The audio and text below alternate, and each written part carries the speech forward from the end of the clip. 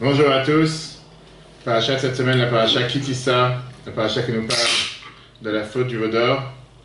Une paracha dans laquelle on peut s'arrêter sur des dizaines et des dizaines de sujets. Comme on a déjà parlé en début de semaine sur qu'est-ce qu'on apprend de cette faute du veau d'or. Qu'est-ce qu'on apprend du fait que Dieu il s'est énervé, si on peut dire, contre le peuple juif. Mais ce qu'on va voir aujourd'hui ensemble, c'est surtout une autre idée, un autre plan, un autre point que la Bible en a parlé en 1972. Et ça, c'est quel était le débat entre Moshe et Dieu par rapport à s'il fallait sauver les peuples juifs, ceux qui ont fauté. Et surtout, on voit comment Moshe prend la défense, si on peut dire, de demander à Dieu pourquoi tu t'énerves. On a parlé longuement la semaine dernière que Dieu lui dit si jamais tu t'énerves, ou si tu vas m'effacer de ton livre, si tu veux que tuer le peuple juif, efface-moi de ton livre. Et c'est une des raisons pourquoi il y avait la paracha Tetzavé sans le nom de Dieu, sans le nom de Moshe. Mais là, on va voir tout un autre registre qui est comment ça se fait que Moshe ne demande pas la question même à Dieu pourquoi tu veux tuer ton peuple. La fameuse phrase qu'on dit à chaque fois le jour de jeûne, la lecture qu'on lit ce jour de jeûne, Lama yechere Hashem, Lama Hashem yechere après be'amecha, pourquoi Dieu tu t'énerves. C'est un enseignement magnifique dans lequel on va voir la défense que Moshe prend sur le peuple juif. Comme on a dit tout à l'heure, le cours d'hier c'était un cours très riche. On a parlé sur le kior, le bassin, sur lequel était fait avec les miroirs des femmes. On a vu le fameux dialogue et débat qu'il y a eu encore une fois cette semaine entre Dieu et Moshe par rapport à l'intimité du couple et par rapport à l'amour. Comment se fait-il que Moshe a totalement rejeté, ou il a voulu rejeter ce don? C'est la première fois dans l'histoire que quelqu'un refuse un don en disant jusqu'à là, lui, ça non. Le miroir des femmes qui correspond à ce que les femmes se maquillaient puis avoir des relations avec leur mari n'a rien à voir dans le temple. Et la vision de Dieu qui lui a dit ça, c'est la chose la plus précieuse que moi j'ai. On a vu ça longuement hier soir dans le travail des étudiants. Et comme j'ai dit lundi soir, le cours était très riche sur les échecs. Qu'est-ce qu'on apprend des échecs? Pourquoi Dieu a créé les échecs? Pourquoi Dieu a créé cette possibilité de parfois tomber, de parfois faire des erreurs pour pouvoir réparer? Tous ces cours, on peut les revoir sur l'application eTorah, pardon, eTorah sur Google et Apple, vous pouvez télécharger et commenter. Parachat de cette semaine, comme on l'a dit tout à l'heure, elle nous parle de la faute du veau d'or, la faute la plus grave qui s'est passée dans l'histoire du peuple juif, sur laquelle on paye jusqu'à aujourd'hui. Comment on peut demander pardon sur une telle faute? On vient de recevoir la Torah à peine il y a quelques semaines. Et en recevant la Torah il y a quelques semaines, en arrière, on a reçu la Torah le 6 Sivan. Là, on est le 17 Tammuz, ça fait 40 jours. On n'est pas ici à des années-lumière, comme on dit. Moshe, il va dans le ciel pour recevoir les tables de la loi. Et puisqu'il a retardé de quelques heures, comme on a vu les décomptes dans le cours de lundi soir, les tables de la loi, il ne reçoit pas avant la Torah. Il a reçu les 10 commandements le 6 Sivan, le jour de Shavuot. Après, il est parti dans les ciels pour aller chercher les tables de la loi qui ont été confectionnées par Dieu. Alors Pierre, ça, il est revenu les donner le 17 Tammuz. Et quand il est redescendu, il a vu qu'ils ont fait les veau d'or, pour ça, il a cassé les tables de la loi. On a vu tous les décomptes lundi soir dans les cours. Et parce qu'il est revenu 6 heures en retard, pour ça, Dieu il s'énerve.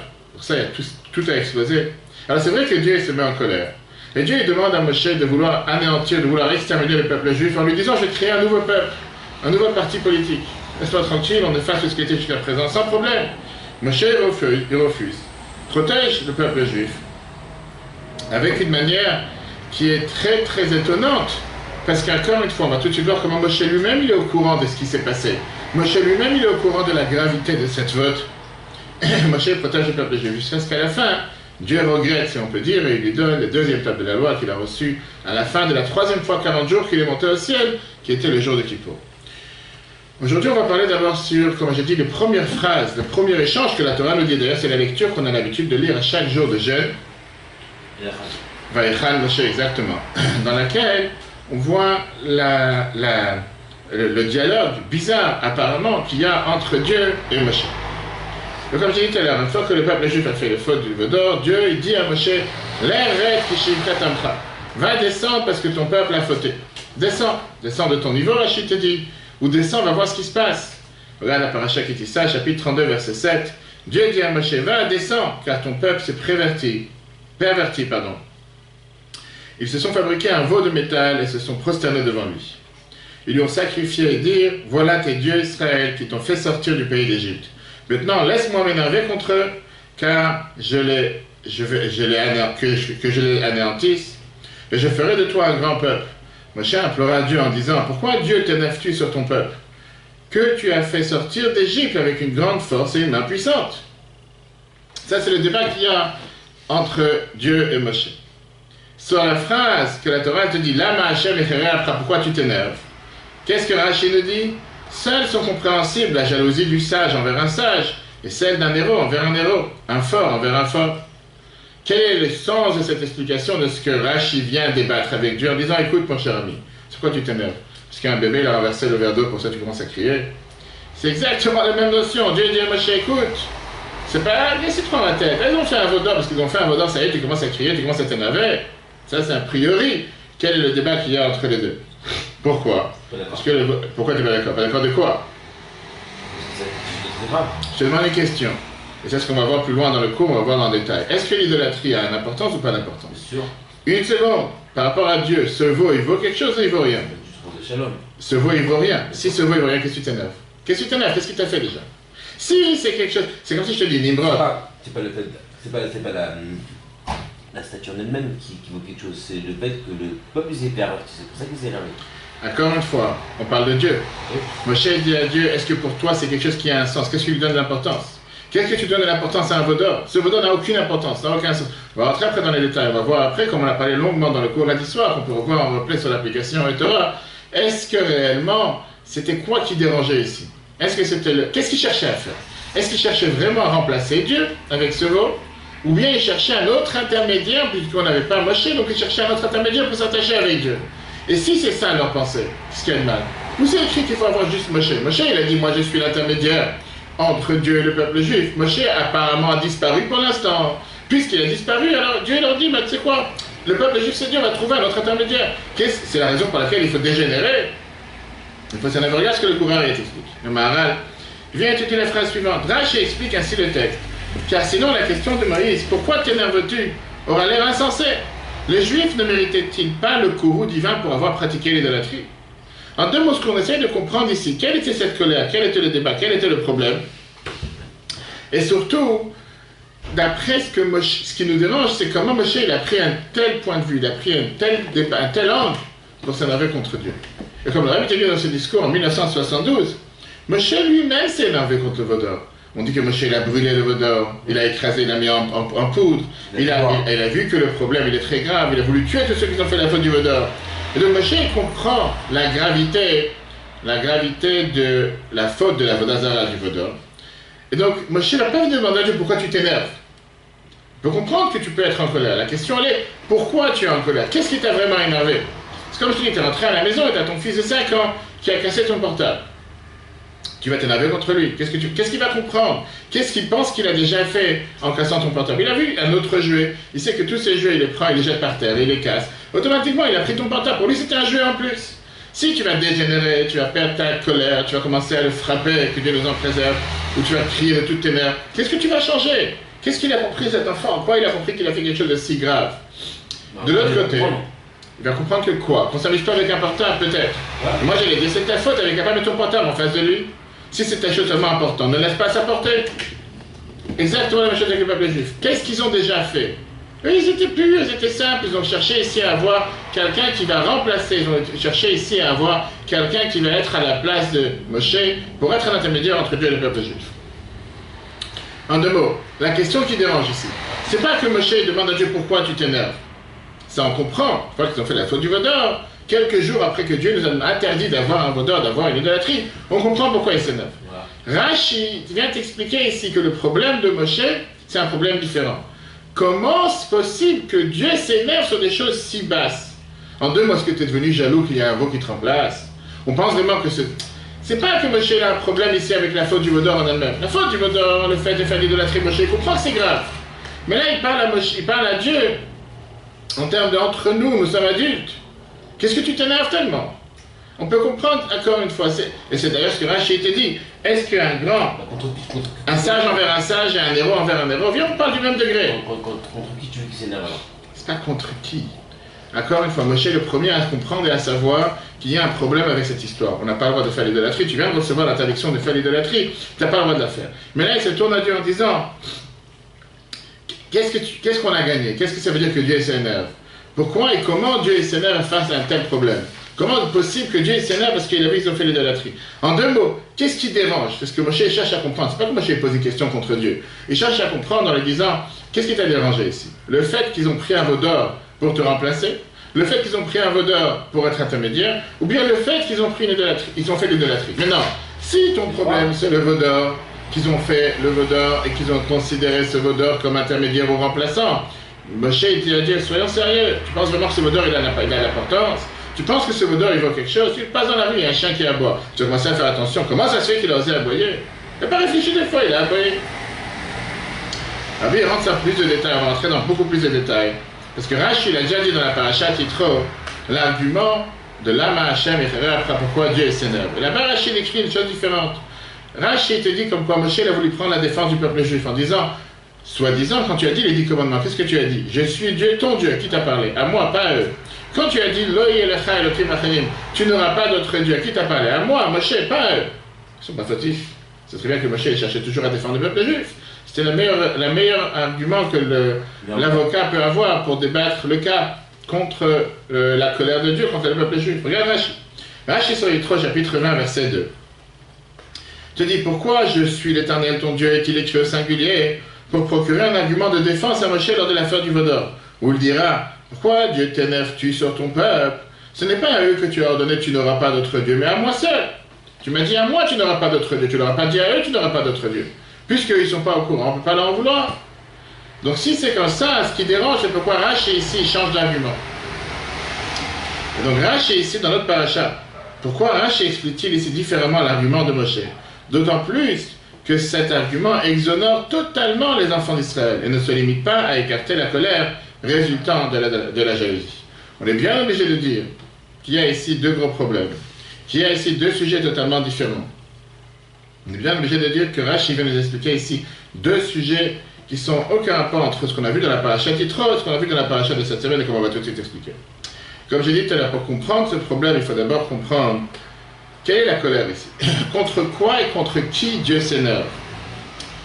Ce qu'il faut comprendre, c'est Dieu il est jaloux quand Rashi emploie le mot t'es jaloux du veau d'or, tu t'énerves sur quoi? Est-ce que Dieu il est énervé contre le veau qui sont faits? Ou bien il est énervé contre ceux qui vont servir le veau?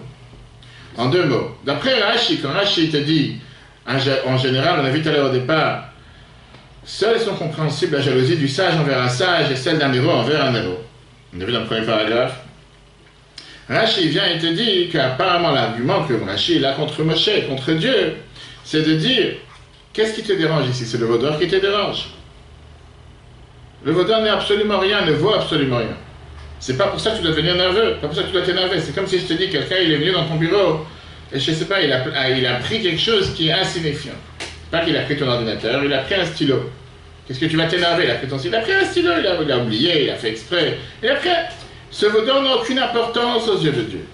Et donc d'après Rashi, en disant à Dieu, pourquoi tu t'énerves, pourquoi tu deviens jaloux à cause d'un veau? C'est quoi le veau qui t'a fait dégénérer la colère? Après, il a dit, avoir une telle question contre Dieu, c'est un manque de respect. Qu'est-ce que ça veut dire que Moshe, pour qui il se prend Moshe? Avec tout le respect qu'on doit à Moshe, comment tu peux venir avec un tel argument contre Dieu? En disant quoi? Que tout d'un coup Dieu est devenu jaloux par rapport parce qu'il y a un petit veau d'or sur terre qui veut peut-être le remplacer, Dieu il a peur qu'on va pas qu'il perde sa place. C'est quoi cet argument? Comment Dieu peut dire tout pareil à Moshe? Plus que ça, on va voir que cette question elle a déjà été demandée par un non-juif, et l'Almara nous raconte. Regarde l'Almara Vodazara, page 7, page 55a. L'Almara te dit, le général d'Agrippa demanda à Rabban Gamliel, c'est écrit dans votre Torah que Dieu est un feu dévorant, que Dieu il est considéré un feu jaloux, c'est écrit dans Parashat Hanan, qui est Elkana qui se venge. Seuls sont compréhensibles la jalousie du sage envers un sage et d'un héros envers un héros et d'un riche envers un riche. Le fameux argument que Rashi ramène. Alors Rabban Gamliel lui a répondu, la jalousie de Dieu n'est pas contre l'idole même, mais contre ceux qui la servent, échangeant Dieu pour moins que lui. Et ça même on va décortiquer.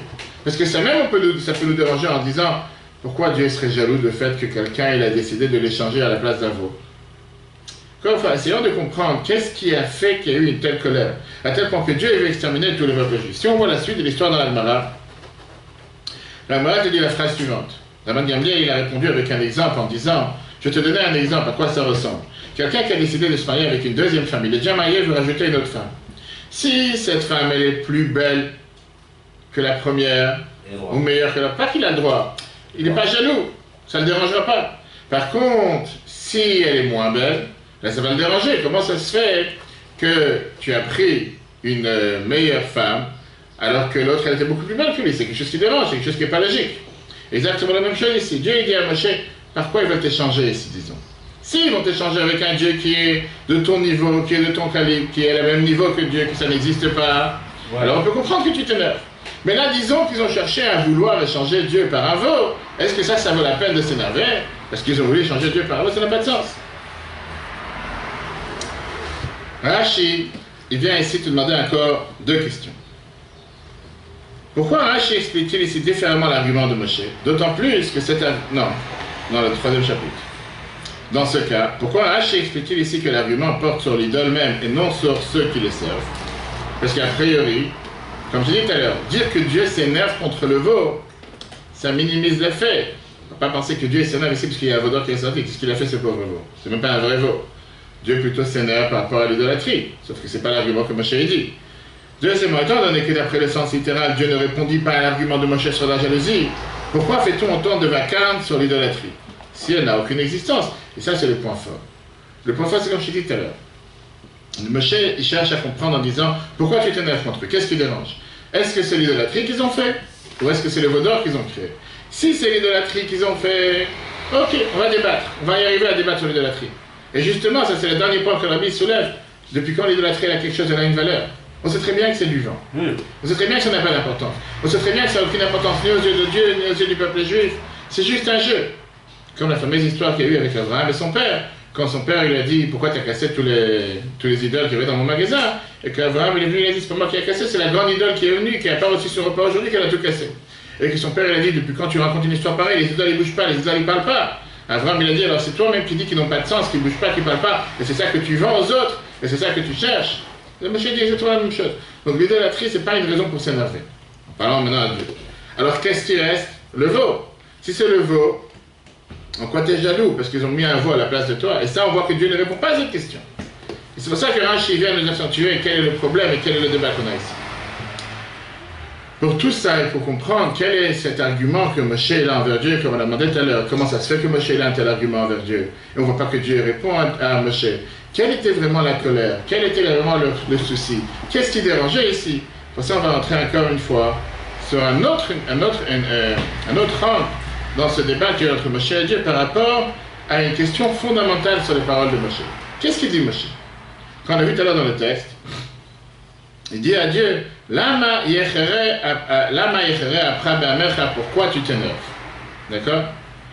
Est-ce que c'est ça qui te dérange? Ou est-ce que c'est le fait que tu veux les exterminer? On voit à aucun instant que Moshe pose la question à Dieu, pourquoi tu veux les exterminer? Pourquoi tu veux t'en débarrasser? C'est pas ça qui dérange. Moshe vient et dit, pourquoi tu t'énerves? Pourquoi tu t'énerves? Tu penses vraiment qu'il n'y a pas de raison de s'énerver? Disons qu'il y a une raison de s'énerver. Est-ce que quand je te dis, il y a deux sujets ici. Il y a le sujet de vouloir les exterminer, et il y a le sujet de s'énerver. Moshe, comme si on dit, tu veux les exterminer? Ok, mais pourquoi tu dois t'énerver? Ce qui devrait déranger le plus à Moshe, c'est le fait que Dieu a cherché à les exterminer. Pas le fait qu'il s'est énervé. Regardons dans le texte. Avant de remettre en question la colère divine, Moshe aurait dû demander pourquoi Dieu anéantit-tu ton peuple. En effet, Moshe n'avait aucun doute sur la condamnation à mort entraînée par la faute du veau d'or, car la Torah l'a déjà indiqué plusieurs fautes punies de mort. Ce qui est étonnant est la manière dont cette punition est infligée. L'anéantissement, en principe, la peine de mort, ne peut s'appliquer que quand il y a eu une mise en garde des témoins de l'acte et une enquête au tribunal. Et ça, c'est un point très très fort. Qui veut dire,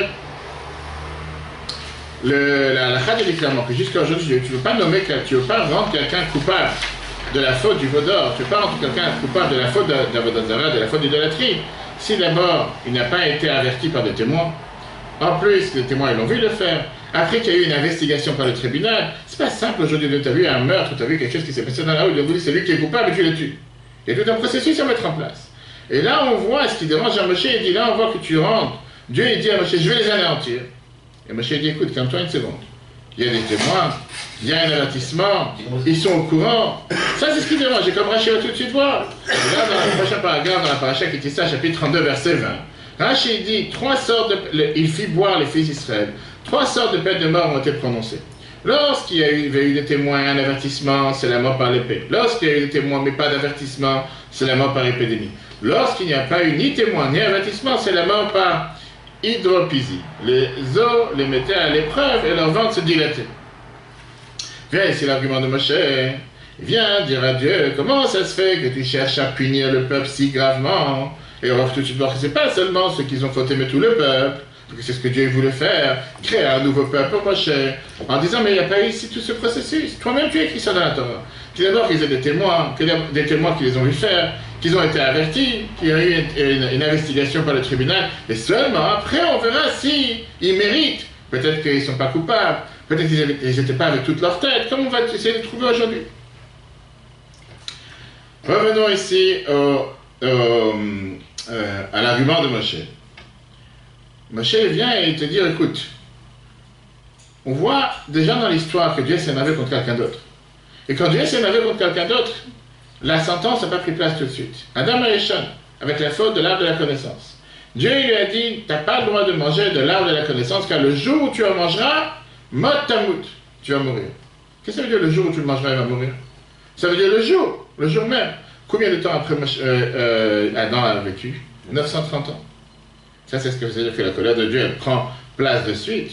Donc la question qui dérange ici, comment ça se fait que Dieu dit à Moshe, laisse-moi tranquille, Ve'atan, Yichali, Ve'achalem, je vais les exterminer, comme si la punition doit tomber tout de suite et tout de suite, je vais les exterminer.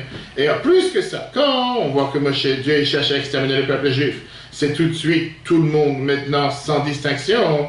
Moshe dit, écoute, restons calmes. Dans la fois, ça a pris 930 ans pour punir quelqu'un. Pourquoi tout d'un coup ça devrait être tout de suite? Deuxièmement, pourquoi tout le monde? Troisièmement, il n'y a pas d'investigation, il n'y a pas de préparation, il n'y a pas d'investissement, il n'y a pas de témoin. Je dis, c'est ça ce qui dérange. Comment une telle colère, comment une telle punition qui n'est pas forcément méritée? Viens dans le 5. Même pour la faute originelle, Dieu patienta avant d'appliquer la sentence. Bien que Dieu avait prévenu Adam, le jour où tu mangeras du fruit de la connaissance, tu mourras. Pourtant, il ne fut pas puni immédiatement. Seulement après avoir vécu 930 ans, c'est là qu'il a été puni. Alors qu'ici, dans l'affaire du veau d'or, Dieu dit maintenant, laisse-moi que je les anéantisse, une peine de mort immédiate, affectant de surcroît tout le peuple juif, même ceux qui n'ont pas fauté. Et apparemment, c'est bizarre d'avoir une telle réaction. Et d'où, tu vas me dire, d'où on déduit une telle réaction? C'est très simple. Parce que Dieu dit à Moshe, je vais te transformer à toi en grand peuple. Ça veut dire qu'il n'y aura même pas des bébés avant, il n'y aura même pas des enfants avant. Dieu dit à Moshe, je vais exterminer tout le peuple, et à partir de toi, il va y avoir quelque chose de nouveau. Comment? Magicalement, je ne sais pas, j'ai aucune idée comment. Mais c'est ce qui va se passer, numéro 1. Et après, c'est ce que Rashi nous dit dans la même parasha, dans le chapitre 13. Abraham, Yitzhak et Israël. Et si jamais le peuple juif n'est pas capable, ne mérite pas d'être libéré, ne mérite pas d'être sauvé à cause d'eux, alors tout ce que tu me dis, tu vas me créer un nouveau peuple. Moshe dit à Dieu, si une chaise à 3 pieds ne tient pas, tu penses qu'une chaise à 1 pied va tenir? Si le mérite des patriarches n'est pas suffisant pour sauver maintenant ton peuple, je crois que moi ça va suffire. Laisse-moi tranquille, j'ai pas besoin, ce qu'on a vu la semaine dernière, efface pas ton livre, etc., etc. Donc ça, c'est ce qui dérange. De là, Moshe a compris quelque chose. Moshe a compris que la punition que Dieu veut amener, c'est pas une punition avec cause à effet. Parce que tu as renversé un verre d'eau, pour ça tu seras puni que tu n'auras plus à boire. Je sais pas. Moshe, il voit que la punition, elle est attachée du fait qu'il y a ici une colère démesurée. Et donc, il ne vient pas ici parler de la punition. Comme on a dit tout à l'heure, il aurait dû argumenter en disant à Dieu, pourquoi tu cherches à les exterminer? Non. Ce qui dérange à Moshe, il dit, pourquoi tu t'énerves? Pourquoi tu es venu si nerveux? Pourquoi une telle colère? Ça, c'est ce qui le dérange. Revenons au texte. L'argument de Moshe porte sur le courroux divin excessif. L'argument de Moshe, le courroux divin excessif est lié au vous-même. Méritez autant d'attention. Donc, ce n'est pas ici le problème du veau d'or. Ce n'est pas le problème de l'idolâtrie qu'ils ont fait. Le problème, c'est qu'il y a un veau qui est sorti. Il est tout mignon, il est tout beau, qu'est-ce que tu veux de lui? Il ne vaut rien, il n'a aucune importance. Pourquoi tu t'énerves tellement? On peut certes comprendre que la faute grave de l'idolâtrie mérite une peine grave.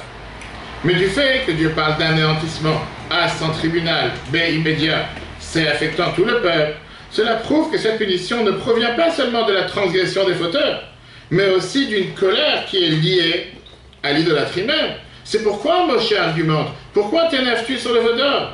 Un sage n'est jaloux que d'un autre sage. Le veau n'a aucune consistance justifiant cette jalousie. C'est pas ce veau qui va faire la différence. Prenons ce qui s'est passé avec Nimrod. Tour de Babel. Tout d'un coup, tu as quelques peuples, quelques personnes qui décident, on va créer une tour, on va arriver au ciel, on va se battre contre Dieu. Nous, imagine-toi que tu es à la place de Dieu, tu rigoles. Vas-y, fais ta tour, qu'est-ce que tu veux que je te fasse? Là, tu as quelques idiots qui ont décidé de prendre un veau à la place de Dieu, si c'était à leur place ou si c'était parce qu'ils cherchaient un intermédiaire. Et qu'est-ce que tu dis? Je vais les anéantir. C'est comme si je te dis, tu auras faim et tu rentres à la maison, tu as cassé ton portable. Je vais lui dire, je ne sais pas ce que je vais te faire, je vais te massacrer, je vais te jeter à la rue. Parce qu'il a cassé ton portable, tu as jeté à la rue, quel rapport? Il y en a qui vont le faire. Il y en a qui le font malheureusement, on parle des gens normaux. Maintenant, on comprend la réponse et l'explication de Rashi différence entre Parashat Yitro et la Parashat de cette semaine. Dans la Parashat Yitro, l'argument est principal sur l'argument de Moshe, par rapport à ce qu'on a expliqué là-bas, que au final, on pourrait essayer de défendre les fauteurs, comme Moshe il a dit, quand tu as donné les 10 commandements, tu n'as pas dit « vous n'aurez pas d'autre Dieu », tu as dit « tu n'auras pas d'autre Dieu », c'est que tu n'auras pas d'autre Dieu, c'était pour moi, pas pour eux. Ça, c'était l'argument que Rashi a donné dans la Parashat Yitro. Et quand on parle ici d'histoire, comment elle s'est déroulée, on comprend que ici l'argument que Moshe il a, c'est pas sur la punition que méritent ceux qui ont fauté, mais c'est sur la colère que Dieu il a eue par rapport à l'idolâtrie elle-même. Et ça, c'est ce qui les a arrangé. Comment on va comprendre cette question? On va voir maintenant la différence avec les mots qui ont été employés dans Rashi. Alors c'est un détail que Rashi nous amène. C'est pourquoi Rashi ne cite que la sagesse et l'héroïsme et il ne cite pas la richesse. Parce que on ne peut pas dire qu'il est basé sur le verset suivant qui est écrit dans Jérémie chapitre 9. Là-bas on dit ainsi par l'Éternel que le sage ne se glorifie pas de sa sagesse, que le vaillant ne se glorifie pas de sa vaillance, que le riche ne se glorifie pas de sa richesse. On est bien obligé de dire qu'il y a ici quelque chose d'autre, puisque le Rashi ne ramène pas du tout cet argument de richesse. Il dit seulement qu'il y a des jalousies entre sages et héros.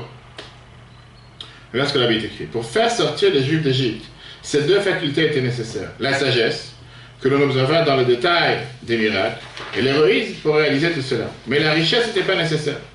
C'est cela qu'affirma Moshe à Dieu. Même si les Juifs déclarèrent à propos du veau d'or, voilà tes dieux Israël, et les Elokecha Israël, qui t'ont fait sortir du pays d'Égypte. La vérité, est-ce que c'est bien toi, Dieu, qui les a fait sortir? Entre nous, on connaît la vérité.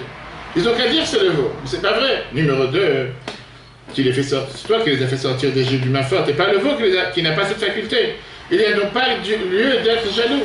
C'est ce que Moshe dit au peuple juif, en disant que puisqu'il y a un Dieu, je veux dire, puisqu'au final, on sait la vérité qui les a fait sortir d'Égypte, qui les a amenés jusqu'à ici, qu'est-ce que tu vas commencer à être jaloux? Qu'est-ce que tu vas... Ça ne sert à rien. Tu parles à un enfant qui n'a pas de cerveau, qui ne réfléchit pas à ce qu'il dit. Alors ils ont dit que c'est lui qui nous a fait sortir d'Égypte. Nous, alors il a dit. Parce que si je te dis, tu passes dans la rue, tu vois un chien, tu dis ça c'est ton père ou ta mère. Ah, ok, t'as dit, qu'est-ce que je te dis? C'est des enfants en général. Il a dit ça c'est mon père, il a dit ça c'est ma mère. Laisse parler, qu'est-ce que tu te prends la tête? Alors si c'est comme ça, pourquoi, revenons au point principal, qui est, si c'est comme ça, Dieu au final il s'est énervé. Moshe demande à Dieu, pourquoi tu t'énerves? Dieu a été d'accord avec cet argument de Moshe, et à la finalité de l'histoire, c'est que d'abord, le nom de Dieu, le peuple juif n'a pas été anéanti, à part les 3000. Le nom de Moshe n'a pas été effacé toute la Torah. Même si la semaine dernière il a été effacé, c'était juste pour une condition que quand un tzaddik demande quelque chose, ça se fait, même s'il ne mérite pas, même si la condition ne s'est pas appliquée. Et au final, Dieu il a pardonné au peuple juif, et la preuve, c'est qu'il a donné le deuxième table de la loi, le jour de Kippour, et on répète ça chaque année, ça l'a qui de rien. Qu'est-ce qu'on apprend de tout ça? On apprend de tout ça une leçon majeure, plusieurs leçons. Même si du Moshe, finalement, il a essayé de convaincre Dieu qu'il ne faut pas être jaloux sur l'idolâtrie elle-même. Pourquoi Dieu n'a pas été jaloux sur le peuple juif? Le fait que le peuple juif a pensé que le veau c'était le fort, le veau c'était l'intelligent, etc. Le Rabbi t'explique qu'en réalité, même quand un juif il fait l'idolâtrie, il sait très bien que c'est juste la pierre, c'est juste du bois, ça n'a pas d'importance. Regarde la phrase qu'on a vue, c'est pourquoi Dieu ne cite pas emporter au moins sur les fauteurs. Un juif par lui-même ne peut pas commettre l'erreur de servir les idoles. Il sait qu'elles ne sont que du bois et que de la pierre. Même en pleine transgression, il ne leur accorde donc pas la moindre importance. L'affirmation de celui qui sert l'idolâtrie, voilà tes dieux Israël, n'est due qu'à un esprit de folie extérieure qui s'est saisi de lui. Ça, c'était l'argument de Moshe. Il n'y a pas lieu d'être jaloux même sur les fauteurs, car les Juifs ne considèrent pas réellement l'idole. Et ce sont ces paroles qui firent que Dieu regretta. Comme la Bible dit l'enseignement, au fond de lui, un Juif, il sait que les idoles sont insignifiants. C'est cela qui fait revenir Dieu et nous sauvera. Une fois, la défense, le point de défense que Moshe a pris qui est énorme, c'est le point de défense que tous les avocats peuvent apprendre de ce point. C'est que Moshe dit à Dieu, même si les Juifs ont clairement dit, voilà ton Dieu Israël en parlant du veau d'or, tu penses vraiment qu'ils y pensent? Tu penses vraiment qu'ils sont sincères à ce qu'ils sont en train de dire? Tu penses qu'ils ne pensent pas un instant que c'est de la bêtise, que ça n'a aucune valeur, ça n'a aucune importance? Et Dieu, il a dit, t'as raison. Alors c'est la raison pour laquelle il y a eu ce débat. Alors tu vas me dire, à la finalité de tout ça, Dieu c'était un enfant, pour ça il s'est énervé. Et la réponse elle est que non. La réponse elle est que Dieu depuis le départ savait qu'est-ce qu'allait être la finalité. Mais il voulait voir, c'était un test pour Moshe pour savoir jusqu'à où Moshe il est prêt de prendre la défense du peuple juif. Est-ce qu'il va être capable de les défendre de cette manière? Et Moshe il était à la hauteur. C'est la preuve même de savoir, est-ce que Moshe il est vraiment le leader du peuple juif? Est-ce qu'il était le rabbi de la génération? Est-ce qu'il était le Nassi Ador? Ou bien Moshe s'est dit, tu sais quoi, là j'ai pas d'argument, je peux pas les défendre. C'est sûr que Dieu savait qu'est-ce qu'elle est la finalité. C'est pas que Dieu avait besoin que Moshe lui dise calme-toi mon Seigneur et comme ça il va se calmer. C'est Dieu qui dirige la planète, c'est pas Moshe. C'est juste que Dieu il a poussé Moshe à protéger le peuple juif, à défendre le peuple juif de cette manière, et il a fait en sorte que les choses se déroulent de cette manière, pour que Moshe va débattre avec Dieu, pour que Moshe va faire en sorte d'argumenter avec Dieu, et grâce à ça, il va pouvoir sauver le peuple juif. Qu'est-ce qu'on apprend de tout ça? Plusieurs points. Tout d'abord, l'importance d'être attaché au rabbi de la génération, au Nassi Ador. Parce que c'est lui qui donne sa vie. Il donne sa vie pour pouvoir protéger le peuple juif dans n'importe quelle circonstance, n'importe quelle situation. Comme on vient de voir avec Moshe. Numéro 2, il faut toujours se rappeler qu'un juif, n'importe quelle situation dans laquelle il se trouve, ce juif, il est là en réalité attaché à Dieu, il a une neshama. Même s'il va faire un veau en or, c'est pas pour autant qu'il fait vraiment d'idolâtrie. Il sait très bien que c'est insignifiant. Il n'est jamais loin de Dieu et il ne faut jamais désespérer de lui. Troisièmement, on voit comment on apprend ici l'importance de toujours chercher un mérite sur un autre juif. Toujours trouver le bien qui est à l'intérieur de lui. Et quatrièmement, Dieu aussi veut le bien de chaque juif. Et ce bien peut passer par l'intermédiaire seulement de Moshe. Le fait que Moshe ici était celui qui ne s'est pas contenté d'argumenter quand ça l'arrange de vouloir sauver le peuple juif. Mais même dans un cas extrême où Moshe lui-même connaissait la gravité de la faute du vaudor, à aucun moment il s'est dit là j'ai pas d'argument, là je peux plus rien faire, là je suis obligé de laisser les choses telles qu'elles sont. Non, il a dit à Dieu, sache que c'est insignifiant, sache qu'eux-mêmes ne donnent pas d'importance. Toi aussi tu ne donnes pas d'importance. Et au final, Dieu a pardonné au peuple juif. Rabbi a raconté cette histoire dans plusieurs reprises. Dans le premier discours que Rabbi a mentionné, Rabbi a raconté cette histoire aussi. Dans un des voyages de Admour Emtsei, le fils de Admour Azaken, il était invité dans un hôtel dans un certain endroit pour une semaine. Et beaucoup de gens sont venus le voir pour prendre des bénédictions, se rencontrer avec lui. On peut aller ou pas? L'Admour Emtsei, tu peux aller aujourd'hui, bien sûr, tu peux aller, c'est année, j'étais là-bas. Un des jours, au milieu de la journée, pendant que des centaines de personnes se sont réunies, ils devaient le recevoir en audience privée. Tout d'un coup, le Rabbi Admour Emtsei a demandé de fermer la porte. Et il a arrêté de recevoir les gens, les invités en audience privée. Tout le monde se sont dit certainement qu'il est fatigué, certainement qu'il y a trop de gens qui sont venus le voir aujourd'hui. Il prend un peu un repos. Après une demi-heure, le secrétaire est sorti, avec les yeux en pleurs, les yeux rouges de pleurs. Et il a parlé avec les quelques élèves qui étaient très élevés, d'un niveau très élevé. Quand les élèves ils ont entendu une chose pareille, ils ont entendu après des pleurs du côté de la chambre du rabbi. On l'a vu en train de pleurer, en train de dire des psaumes. Tout le monde a eu peur, tout le monde était plein de tristesse, ils se sont dit qu'est-ce qui se passe? Comment ça se fait que tout d'un coup, en pleine journée, il fait beau, il y a le soleil, qu'est-ce qui s'est passé? Il y a un décret dans le ciel, il y a quelque chose de mal. Et le lendemain, il a continué à recevoir les invités comme si rien n'était. Après quelques jours, Pinchas de Shklov, qui était un des plus grands chassidim, disciples de Mohammed, il est rentré pour lui demander qu'est-ce qui se passe. Et là, le Mohammed, il a eu une certaine tristesse et il a dit comme ça. Quand on vient te demander quelque chose dans l'audience privée, on a toujours le devoir d'abord de chercher à l'intérieur de soi, est-ce que moi j'ai aussi ce problème? Est-ce que moi j'ai aussi fait cette faute? Est-ce que moi j'ai aussi fait cette... Même si c'est un minimum, même si c'est très raffiné. Et après je peux répondre à la personne. Hier, une personne est venue me raconter d'une bêtise, d'une erreur qu'il a fait qui est tellement grave et tellement basse que je n'arrivais pas à trouver même un minima, même de manière très raffinée cette erreur chez moi. Et puisqu'il est venu me demander cette question, il fallait que je lui réponde. Je ne pouvais pas lui répondre, je ne pouvais pas continuer à recevoir des gens, tout le temps que moi-même je ne suis pas capable de chercher à l'intérieur de moi. Est-ce que moi, à un certain moment dans ma vie, j'ai aussi fauté un minima sur une grande échelle par rapport à ce que lui il a pu faire? Ça, c'est leur vie qui explique. Ça, c'est l'explication de quand Dieu il a dit à Moshe à la faute du vaudor, va descendre car ton peuple a fauté. Qu'est-ce que ça veut dire, va descendre car ton peuple a fauté? À part le fait qu'on lui a dit, descends de ton niveau, mais Moshe qui était dans le ciel, il ne mange pas d'eau, il mange pas de pain, il ne boit pas d'eau pendant 40 jours, il était à un niveau tellement élevé, il était à un niveau tellement grand, tout d'un coup il doit descendre, et le peuple juif était avec un grand écart. Là, il se trouve au niveau le plus élevé, il se trouve au niveau le plus bas. Dieu il dit c'est ton peuple qui a fauté. Qu'est-ce que ça veut dire? C'est là-bas que se trouve ta force. Tu dois aller essayer de tout faire pour les sauver.